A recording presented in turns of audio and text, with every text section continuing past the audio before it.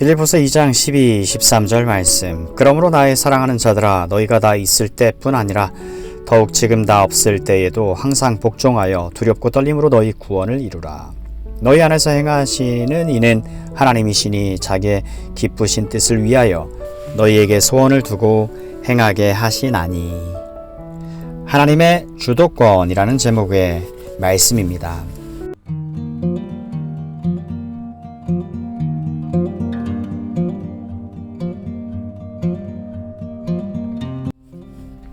이 두 구절만큼 빈번히 논쟁거리와 토론거리가 되었던 본문은 사도 바울의 말 중에서도 따로 찾기가 힘들리라 생각합니다. 말씀 자체의 깊이가 워낙 깊기 때문에 그럴 수밖에 없습니다. 이것은 역사적으로 수많은 논쟁과 토론을 촉발시켰던 중대하고 흥미로운 구절일 뿐 아니라 감히 말하건대 보편적인 그리스도인의 삶을 가장 완벽하게 요약해 놓은 구절이기도 합니다. 이것은 사도의 글에 자주 등장하는 완벽한 그림입니다. 사도는 전체적인 내용을 거듭거듭 짚어주기를 아주 좋아했습니다. 그리스도인의 삶도 즐겨 요약하곤 했는데 이것은 그런 구절들 중에서도 가장 함축적인 구절이라 할 수 있습니다. 이 두 구절은 그리스도인의 삶이라는 심히 중대하고 실제적인 문제에 직면하게 해준다는 점에서 마땅히 연구할 가치가 있습니다. 하지만 무엇보다 우리가 이 구절을 고찰하는 이유는 이 강력한 선포를 제대로 이해할 때 그리스도인으로 살아나가며 싸워나가는 데 필요한 큰 위로와 격려를 확실히 받을 수 있기 때문입니다. 따라서 여러 각도에서 살펴보는 것이 합당하다 생각합니다. 이것이 워낙 유명한 논쟁거리이고 또 우리는 논쟁을 좋아하니 한번 다루어 보자는 것이 아닙니다. 오랜 세월 교회의 이목과 관심을 끌어온 중대한 말씀과 씨름해 보는 것이 합당하고 유익하다고 생각하기 때문에 다루자는 것일 뿐입니다. 주저없이 고백하지만 저는 이런 말씀을 대할 때 가슴 두근거리는 거룩한 기대감을 느낍니다. 이렇게 강력하고 울림이 큰 말씀을 생각하는 것은 그리스도인을 가슴 뛰게 할 수 있는 일, 가슴 뛰게 해야 하는 일은 인생에 얼마 되지 않는 게 분명합니다. 이 말씀은 더 이상 이런 경험을 하지 못하는 것처럼 보이는 우리 시대 전반에 대한 비판이고 특히 기독교회에 대한 최종적인 비판이 아닐까 생각합니다. 신학적인 문제에 직면하기 싫어하는 것, 설교를 그저 우리를 토닥여주고 격려해주는 말이나 실질적이고 심리적인 조언쯤으로 여기는 것이야말로 우리의 비극 아닙니까? 우리 조상들은 이런 구절을 대할 때 흥분되어 어쩔 줄을 몰랐습니다. 이 말씀에 대해 토론하기를 고대했고 이 일에 푹 빠졌습니다. 모든 일에는 극단으로 치우칠 위험이 항상 있게 마련인데 오늘날 이런 중대한 주제에 필연적으로 수반되는 논쟁적인 요소를 피하겠다는 단순한 이유 때문에 아예 이런 주제를 다루지 않는 현실이 그저 안타까울 따름입니다. 이제 이 중대한 진술을 최대한 잘 살펴보도록 합시다. 우리는 세 가지로 이 진술에 접근할 수 있습니다. 일반적으로 접근할 수 있고 신학적으로 접근할 수 있고 또 실제적으로 접근할 수 있습니다. 한 번에 세 가지를 다 다룰 수는 없는 만큼 부득이하게 두 차례로 나누어 설명하겠습니다. 그래서 이번에는 일반적인 차원과 신학적인 차원을 다루고 다음번엔 실제적인 적용을 살피겠습니다. 먼저 일반적인 차원에서 이 주제를 봅시다.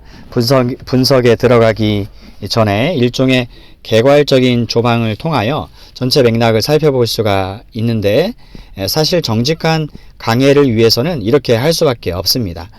12절 서두에서 그러므로라는 말이 앞, 뒤를 연결하고 있기 때문에 전체 맥락을 보아야 하는 것입니다. 이렇게 전체 맥락을 볼 때 즉시 발견하는 사실은 사도의 1차적인 관심이 신학적인 정의나 신학적인 진술에 있지 않다는 것입니다. 이제부터 설명하겠지만 저는 신학이 이 구절을 감싸고 있다고 확신합니다. 그럼에도 이것은 그리스도인으로서 합당하게 살라는 실제적인 호소의 맥락에서 나온 말입니다. 바울은 사실상 1장 말미에서 실제적인 권면을 시작합니다. 그리고 아무 일에든지 다툼이나 허영으로 하지 말라고 권합니다. 빌립보 교회가 우애와 일치 속에 조화롭게 살기를 바랬던 사도는 특히 성육신과 부활 교리를 토대 삼아서 주님의 영광스러운 예를 들며 호소합니다. 지금 그 연결선상에서 그리스도인의 삶을 충만하게 살라고 호소하는 것입니다. 바울은 빌립보 교회와 자신의 관계가 얼마나 특별하고 인격적인 것인지 상기시킵니다. 사도는 그들을 사랑했고 그들도 사도를 사랑했습니다. 1장에서 살펴보았듯이 그는 자신의 투옥으로 빌립보 교인들이 크게 낙심한 것을 알고 있었습니다. 그 중에는 바울이 없으면 아예 그리스도인의 삶을 살 수 없을 것처럼 여기는 이들까지 있었습니다. 바울은 지금 이 점을 염두에 두고 호소하고 있습니다. 그러므로 나의 사랑하는 자들아, 너희가 나 있을 때뿐 아니라 더욱 지금 나 없을 때에도 항상 복종하여 두렵고 떨림으로 너희 구원을 이루라. 너희 안에서 행하시는 이는 하나님이시니 자기의 기쁘신 뜻을 위하여 너희에게 소원을 두고 행하게 하시나니. 바울이 일반적인 차원에서 말하는 바는 이것입니다. 내가 있어야만, 내가 풀려나야만 너희가 그리스도인으로 살 수 있다는 생각은 하지 말아라. 나는 하나님의 은혜로 너희에게 처음 복음을 전하는 특권을 누렸고 너희를 가르치고 세워줄 수 있었으며 어떤 의미에서 너희의 행보를 정해줄 수 있었다. 그렇다고 바울이라는 사람을 중심으로 너희의 새로운 삶을 바라보아서는 아니 된다. 내가 이렇게 갇혀서 너희를 찾아가 설교할 수 없다는 이유로 만사가 끝난 것처럼 생각하지 말아라. 너희 삶을 인간적인 것으로 여겨서는 아니 된다. 이것은 내 사상도 아니고 내가 발전시킨 이론도 아니다. 내가 없으면 안 되는 나만의 특별한 인생관으로 여기지 말아라. 바울은 절대 그렇지 않다. 너희가 직접 구원을 선물로 받았다는 점을 명심해라. 나도 구원받았고 너희도 구원받았다. 나는 너희가 그 구원을 완성하기를 바란다. 너희가 받은 이 선물, 너희가 받은 이 삶을 완성하기를 바란다 라고 말합니다. 두렵고 떨림으로 너희 구원을 이루라. 사도는 자신이 꼭 있어야 하는 것은 아니라는 사실, 꼭 있어야 할 분은 이미 그들과 함께 계신다는 사실을 상기시킵니다. 너희 안에서 행하시는 이는 하나님이시지 나 바울 자신이 아니라는 것입니다. 바울이 행하는 것이 아니라 하나님이 행하신다는 것입니다. 이것이 이 말씀에 담긴 일반적인 의미입니다. 바울은 자신이 없다고 만사가 끝난 것처럼 여기지 말라고 합니다. 중요한 분은 하나님이시라는 것입니다. 하나님이 그들과 함께 계신다는 것입니다. 하나님이 그들 안에서 일하시며 소원을 두고 행하게 하신다는 것입니다. 저는 이 편지가 빌립보 교회와 현재 우리 모두에게 적용되는 바를 살펴보고자 할 때 1차적으로 중요한 점이 바로 이것이라 생각합니다. 사도는 지금 일반적인 말을 하고 있습니다. 선생과 설교자들은 우리를 돕는 귀한 존재이지만 필수적인 존재는 아니라는 것입니다. 그리스도인의 삶은 이미 우리 것입니다. 모든 선생과 설교자가 침묵하고 모든 교사가 사라진다 해도 궁극적으로는 아무 문제가 되지 않습니다. 물론 이것은 자주 사실로 입증되었습니다. 이미 말했듯이 이것은 교회의 삶과 역사, 그리스도인의 삶과 역사를 살펴볼 때 발견하게 되는 기본적이고 중요한 사실입니다. 선생과 설교자들이 침묵하거나 침묵을 강요당한 시절이 있었지만 감사하게도 기독교 복음은 사라지지 않았습니다. 지도자들이 전부 죽임을 당하거나 멸절당한 시절이 있었습니다. 하지만 기독교는 사라지지 않았습니다. 각 사람의 영혼에 임한 하나님의 사랑에서 흘러나온 것이기에 모든 참 신자가 개인적으로 소유한 것이기에 사라지지 않았습니다. 어떤 의미에서 하나님은 그 종들과 상관없이 행하시는 분, 그 종들과 상관없이 행하실 수 있는 분이십니다. 우리 모두가 이 원리를 이해하게 되기를. 그리스도인의 삶은 개인의 것, 너희 구원, 본문에 나와 있듯이 너희 구원이기에 어떤 의미에서는 영광스럽게도 사람에게 달려있지 않으며 심지어 교회 선생들에게도 달려있지 않다는 사실을 이해하게 되기를 바랍니다. 분명히 밝히지만 이것은 선생들의 가치를 깎아내리려 하는 말이 아닙니다. 그리스도인의 삶이 궁극적으로 선생들에게 달려있지 않음을 알리려는 것입니다. 이 주제를 더 다루지는 않겠지만 실제로 이와 거의 정반대되는 태도를 보여주는 그리스도인들을 만날 때가 너무나 많다는 점을 지적지 않을 수가 없습니다. 사람들에게 맹목적인 의존성이나 애착을 보이는 그리스도인들이 많습니다. 그런 이들은 의존하는 선생이 떠나면 당연히 쉽게 무너집니다. 교리에 무지하거나 교리를 이해하지 못해서 사람에게 과도히 의존하다가 그리스도인의 삶이 주는 가장 큰 혜택을 놓치는 경우가 얼마나 많은지 모릅니다. 일반적인 접근은 여기까지 하고 이제 좀 더 어려운 측면, 즉 이 위대한 진술의 신학적이고 교리적인 측면을 살펴보겠습니다. 이 주제는 세 가지로 확연히 구분되기 때문에 그렇게 나누어 살펴보겠습니다. 일단은 그 세 가지가 무엇인지부터 말씀드리겠습니다. 첫째로 살펴볼 것은 바울이 구원 자체에 대해 뭐라고 하느냐 하는 것입니다. 구원 자체에 대해 바울이 뭐라고 하느냐. 여기서 요점은 사도가 빌립보 교인들에게 스스로 구원을 만들어 내라거나 구원에 도달하라고 권고하는 대신에 이미 있는 구원을 이루라고 권고한다는 것입니다. 이미 있는 구원을. 제가 이처럼 소극적인 지적부터 하는 것은 이 말씀을 잘못 해석하는 사람들이 있기 때문입니다. 그들은 구원을 이루기 위해 있는 힘껏 최선을 다해야 구원을 선물로 받는다는 뜻으로 해석합니다. 하지만 이것은 사도의 실제 가르침을 통째로 부인하며 우습게 만드는 해석임에 분명합니다. 1장에서 이미 빌립보 교인들은 구원을 선물로 받았다고 했는데 여기에서 또 구원을 받으라고 말할 리가 없습니다. 이것은 너희가 선한 삶을 살면 좋은 그리스도인이 되고 구원을 선물로 받을 것이다 라는 말이 아닙니다. 사도의 편지를 받은 자들은 이미 구원을 받았습니다. 사도는 그들이 첫날부터 이제까지 복음을 위한 일에 참여한 데 대해 하나님께 감사를 드렸습니다.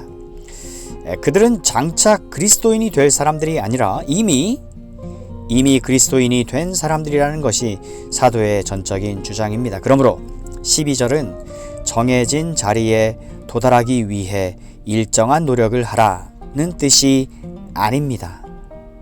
오히려 이미 출발했으니 계속 전진하라는 뜻입니다. 다음과 같이 설명해 보겠습니다. 우리 스스로 애쓰고 노력하고 분투해야 그리스도인의 삶과 구원에 이른다고 말하는 본문은 신약성경 어디에도 없습니다. 바울은 1장 6절에서 이 점을 아주 분명하게 밝히고 있습니다.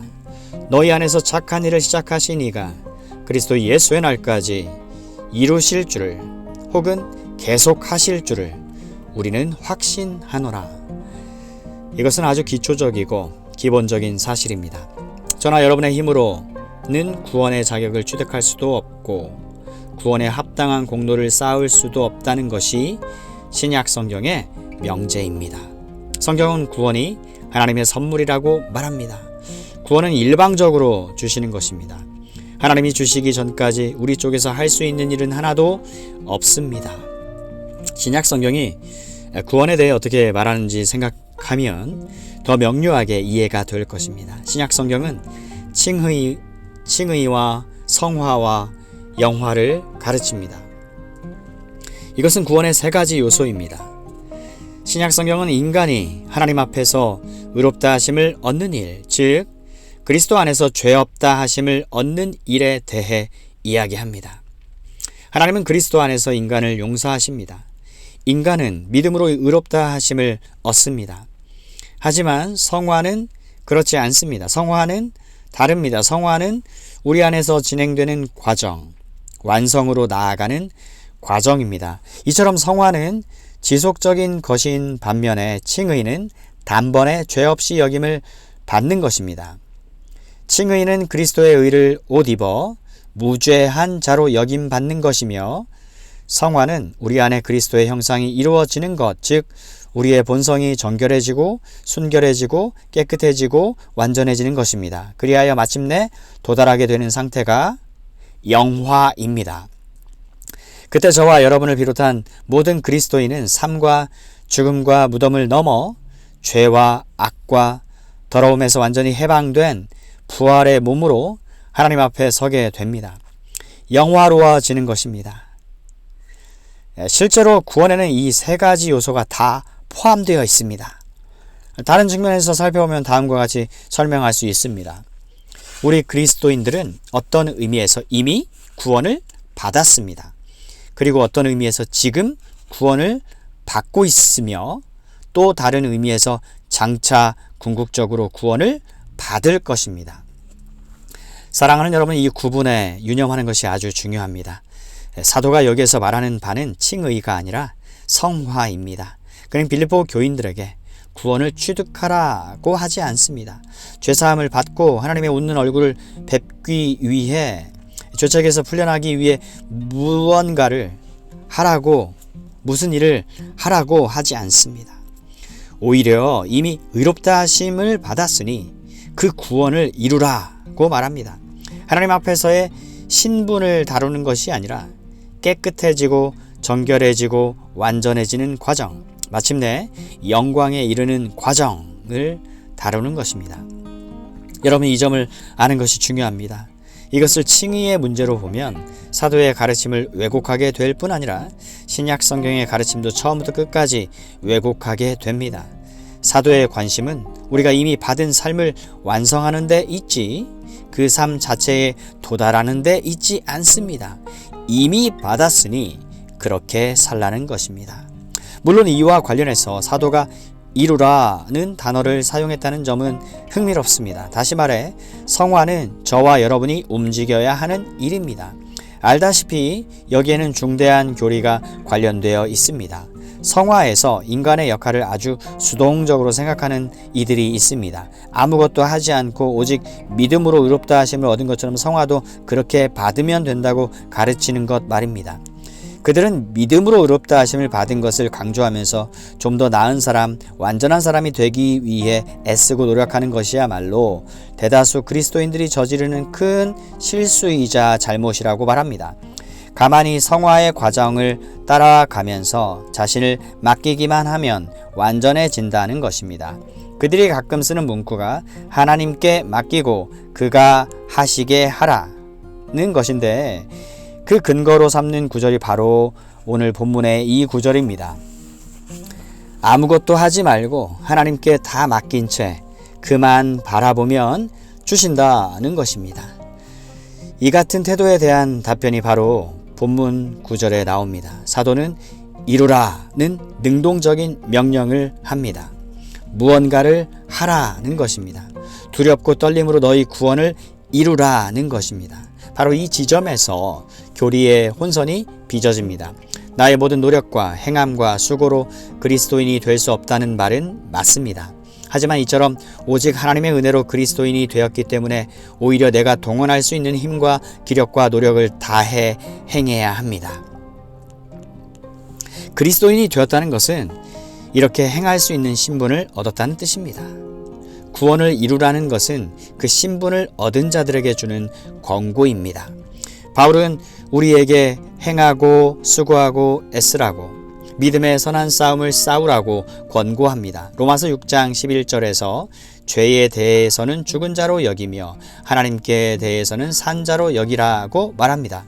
그러므로 성화를 수동적인 일로 가르치며 아무것도 하지 말고 그저 하나님이 모든 것을 해주시기를 기다리라는 가르침은 사도의 교리와 완전히 반대되는 것이라고 저는 생각합니다. 두 번째 요점은 가장 큰 논쟁거리를 제공하는 동시에 충만한 위로와 격려와 권면을 줍니다. 두 번째로 중대한 문제는 이 모든 일에서 하나님의 역할과 우리의 역할이 어떻게 나뉘느냐 하는 것입니다. 두렵고 떨림으로 너희 구원을 이루라. 너희 안에서 행하시는 이는 하나님이시니. 이 말씀은 즉시 문제를 야기합니다. 항상 이 지점에서 가장 첨예한 논쟁이 촉발되곤 하는데 저는 여기에 몇 가지 이유가 있다고 생각합니다. 한 가지 위험은 당파심, 내 편, 네 편을 가르는 마음으로 본문에 접근하는 것입니다. 가능한 한 편견 없이 복음 메시지와 말씀을 접근하는 게 아니라 자기 입장을 입증하는 데만 골몰하는 것 말입니다. 이런 사람들은 최대한 제대로 알아보겠다는 마음으로 토론에 임하지 않습니다. 또 다른 위험은 성경의 정확한 말씀을 벗어나 자기 논리를 내세우는 것입니다. 다시 말해서 자신이 이해할 수 없는 문제도 있다는 사실을 인정하지 않기 때문에 혼선이 빚어지는 경우가 많습니다. 하지만 우리가 이 땅에 사는 한 궁극적으로 납득할 수 없는 문제들은 언제나 있기 마련입니다. 저는 이 사실을 인정하는 것이 우리의 유익과 궁극적인 성화에 도움이 된다 믿습니다. 신약 성경에는 모순되게 보이는 말씀들이 있지만 사실은 전혀 모순되지 않습니다. 우리의 머리에 한계가 있기 때문에 논리적으로 납득하지 못하는 것일 뿐입니다. 이 말씀이 바로 그런 예입니다. 다음과 같이 접근해 봅시다. 우리가 해야 할 일은 성경이 가르치는 계시에 순복하는 것입니다. 구원의 문제에서 항상 하나님이 모든 주도권을 행사하신다는 것은 논박할 수 없는 사실입니다. 너희 안에서 행하시는 이는 하나님이시니 자기의 기쁘신 뜻을 위하여. 이 중대한 교리는 다음과 같이 요약될 수 있습니다. 성경에 따르면 사람은 죄와 허물 때문에 죽은 상태로 태어납니다. 에베소서 2장을 보면 이 위대한 교리의 배경이 나옵니다. 성경은 곳곳에서 인간이 영적으로 죽은 상태, 아무것도 하지 못하는 상태로 태어난다고 가르칩니다. 로마서 8장 7절은 육신의 생각은 하나님과 원수가 되나니 이는 하나님의 법에 굴복하지 아니할 뿐 아니라 할 수도 없음이라고 말합니다. 인간은 아무것도 하지 못할 뿐 아니라 아무것도 하고 싶어 하지 않습니다. 마음 자체가 하나님에게서 멀리 떠나 있습니다. 하나님을 기쁘시게 할 능력도 그렇게 하고 싶은 마음도 없습니다. 그런데 왜 우리는 하나님을 기쁘시게 하는 일에 관심을 갖는 것일까요? 왜 하나님과 상관없이 세월을 낭비하며 인생을 소진하지 않는 것일까요? 대체 우리에게 무슨 일이 일어난 것일까요? 무엇이 우리를 달라지게 한 것일까요? 성경은 대답합니다. 하나님 우리를 사랑하신 그 큰 사랑을 인하여. 에베소서 2장 4절. 하나님이 우리의 구원을 주도하셨기 때문에 이렇게 된 것입니다. 하나님이 행하셨기 때문에 이렇게 된 것입니다. 여러분, 이번에는 여러분 자신의 경험을 통해 살펴보기 바랍니다. 자기 삶을 한번 살펴보십시오. 아주 정직하게 자신을 직시해 보세요. 내가 어쩌다 이런 사람이 되었을까? 어쩌다 이런 데 관심과 흥미를 가지게 되었을까? 정직하고 점잖고 선량하긴 하지만 복음에는 아무런 관심이 없는 많은 이들과 다른 길을 걷게 되었을까? 그들은 아무런 관심이 없기에 이런 이야기를 꺼내도 친절한 웃음으로 무마해 버립니다. 대체 무엇이 그들과 나를 다르게 만들었을까? 하고 물어보십시오. 그 대답은 바로 하나님의 말씀에 있습니다. 여러분에게 무슨 일인가 일어나는 것입니다. 그 일이 여러분 자신과 여러분의 삶을 직시하게 만든 것입니다. 행하시는 하나님, 성령 하나님이 찾아와 여러분을 사로잡으시고 생각하게 하시며 질문하게 하신 것입니다. 여러분 자신과 여러분의 삶을 바라보는 관점, 하나님을 바라보는 관점을 주신 것입니다. 다름 아닌 하나님이 우리를 소생시키시고 흔들어 깨우시며 생명을 선물로 주신 것입니다. 바울이 빌립보서 1장에서 이 점을 어떻게 표현했는지 다시 생각해 봅시다. 여러분은 아무런 관심도 없는데 하나님이 여러분의 삶에 개입하셨고 여러분을 찾아오셨고 여러분을 휘저 놓으셨습니다. 하나님이 주도하셨습니다. 사도는 계속해서 훨씬 더 놀라운 이야기를 합니다. 하나님은 이 일을 시작하기만 하신 것이 아니라 계속 진행해 나가십니다. 우리가 살펴보는 구절은 이 문제에 관한 한 성경에서 가장 놀라운 말씀이라 할 만합니다. 너희 안에서 행하시는 이는 하나님이시니. 외적인 일만 행하시는 것이 아닙니다. 신약 성경의 구원 교리에 따르면 하나님은 그리스도 안에서 우리의 본성 자체를 바로 잡으십니다. 우리 안에서, 이 말의 의미를 축소시켜서는 안 됩니다. 정말 우리 내면에서 이런 일을 하십니다. 우리 안에서, 우리 존재 깊은 곳에서 하나님이 성령을 통해 무언가를 행하십니다. 그것이 무엇입니까? 바울은 하나님이 우리를 북돋아 주신다고, 자기의 기쁘신 뜻을 위하여 너희에게 소원을 두고 행하게 하신다고 말합니다. 이보다 더 근본적인 조처가 있을 수 있습니까? 이것은 내게 있는 모든 선한 갈망, 기독교적인 사고와 열망이 다 하나님에게서 온다는 뜻입니다. 하나님이 내 의지를 다스리시고 내 갈망과 소망과 열망과 사고를 불러일으키시며 북돋우신다는 뜻입니다.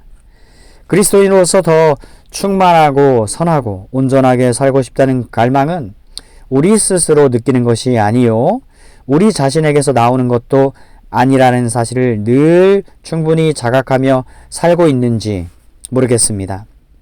선을 행하려는 갈망이나 기도의 갈망이 느껴진다면 다름 아닌 하나님이 여러분의 의지 속에 그 갈망을 북돋우시는 것이며 소원을 두고 행하게 하시는 것입니다. 의지에만 영향을 주시는 것이 아닙니다. 세상에서 숨을 쉬며 사는 일에서도 그분은 우리의 에너지와 힘이 되십니다. 사도가 여기뿐 아니라 다른 많은 곳에서 말하는 바가 바로 이것입니다. 처음부터 끝까지 하나님이 주도하신다는 것입니다. 하나님이 시작하셨고 하나님이 지속시키시며 하나님이 완성하신다는 것입니다.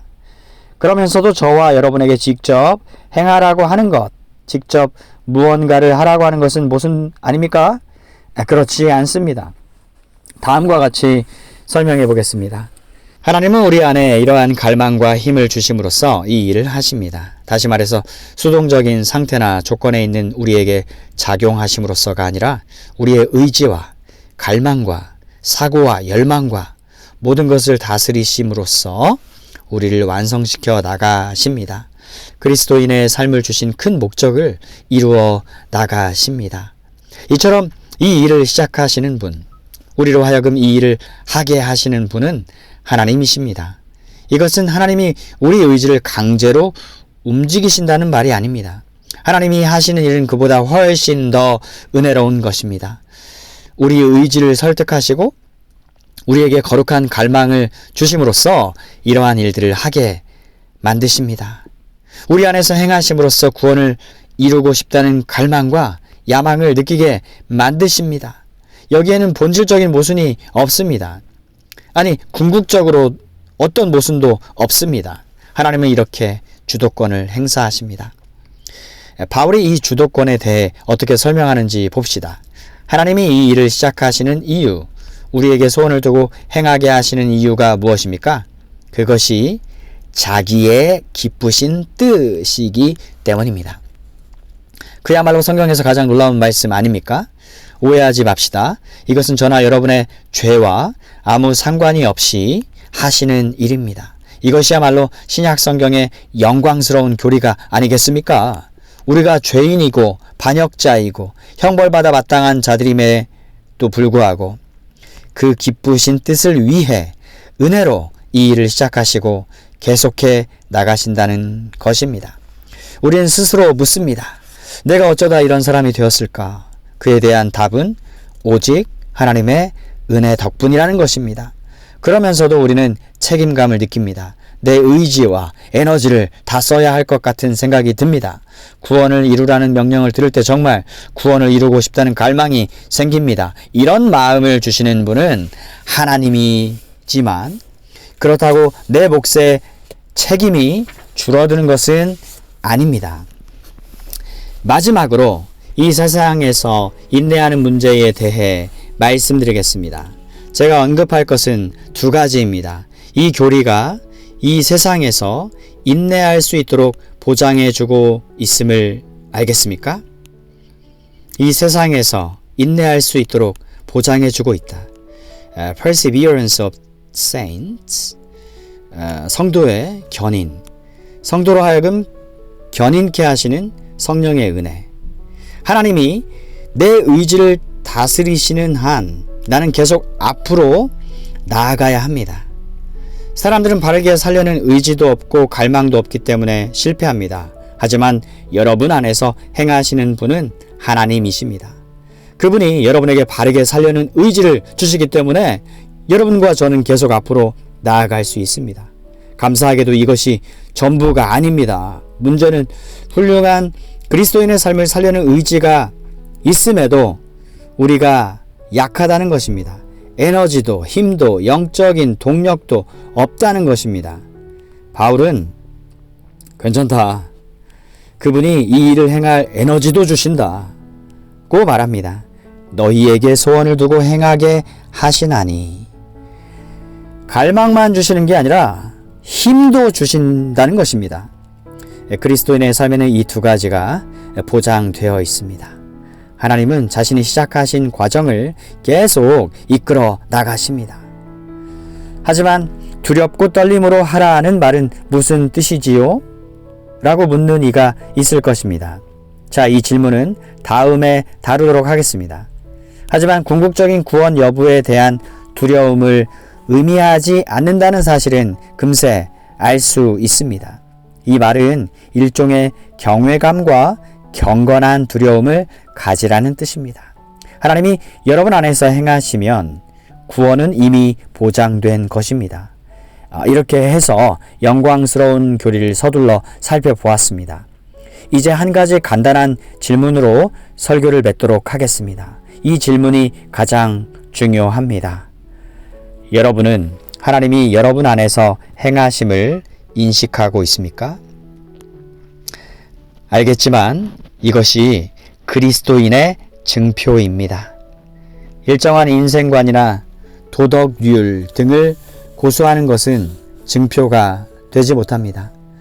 그리스도인인지 아닌지 가늠하는 근본적인 기준은 하나님이 내 안에서 행하심을 아느냐는 것입니다. 하나님이 자기 안에서 행하심을 아느냐. 하나님의 능하신 행동이라는 말이 아니고서는 도저히 설명할 수 없는 일이 일어났음을 인식하고 있습니까? 하나님이 나에게 소원을 두고 행하게 하신다고 말할 수 있습니까? 그분이 내 삶에 개입하시는 것, 나를 휘젓고 설득하며 간섭하시는 것을 인식하고 있습니까? 고상한 생각의 기쁨으로 나를 휘젓는 존재를 느끼게 만드는 하나님의 움직임을 인식하고 있습니까? 조물주의 손이 내 영혼을 다시 만드시고 나를 다시 빚으시는 것을 느낀 적이 있습니까? 이것은 모든 그리스도인에게 해당되는 질문입니다. 하나님이 여러분 안에 행하고 계십니다. 온 우주를 만드시고 그 만드신 만물을 보존하시는 하나님이 나의 죄나 무가치함과 상관없이 친히 내 삶을 빚어 나가심으로 마침내 완전한 작품을 만들어 내실 것입니다. 하나님 앞에 서서 그분 얼굴을 뵙게 해 주실 것입니다. 이것을 보장하는 이 교리를 주신 하나님께 감사하십시오. 감사합니다. 아멘.